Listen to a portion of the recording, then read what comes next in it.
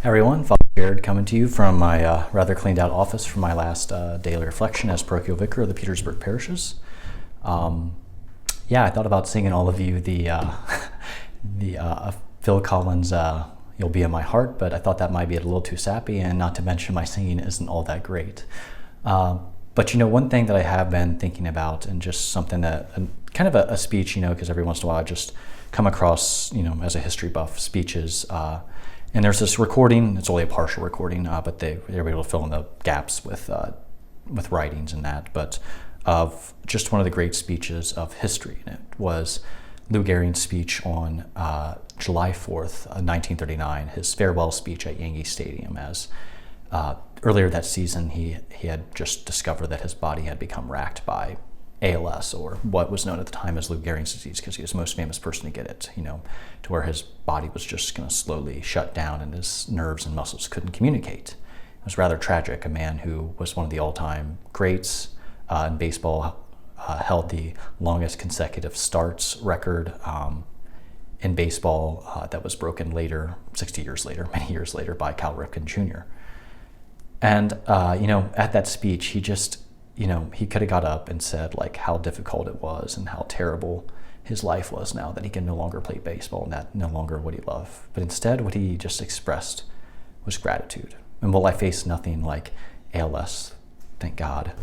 In fact, I'm quite excited to go to Holy Angels. I'm quite excited to work with the people of Sydney to build the kingdom of God. I'm quite excited just to go there and to see what God has in store, because he's never let me down yet. And I don't think he's going to let me down now. So I'm so looking forward to that. And people have been saying that they're going to miss me and that this is tough. And it is. It is. But as I sit here today before this camera, I feel one of the most blessed and luckiest men alive. Lucky because, I got assigned to these 4 Petersburg parishes and was accepted, and not only accepted, but loved, despite my flaws, and people embraced my gifts and talents, and in fact helped me to overcome some of my shortcomings. That's a gift. And then whenever you're assigned to a parish and your best friend is your pastor, and not only is your pastor becomes a mentor and not only is he your best friend, but your friendship deepens. That's a grace. And then, over the past 2 years, being invited into some of the most intimate moments of people's lives, whether it's marriage, baptism, the joy of those 2 things, and the joy of confirmation, and so many other elements of life, graduations and the like, and also being invited into the more terrifying and difficult parts of lives, death, funerals, sickness, illness, and so many other things. That's a grace. And then whenever you're going away party, parishioners of all ages, old, young, teenagers, shed tears to show you how much you meant to them, and you shed them to show them how much they meant to you. That's worthwhile. And whenever you were surrounded by a staff who gave you constant support, gave me correction when I needed it,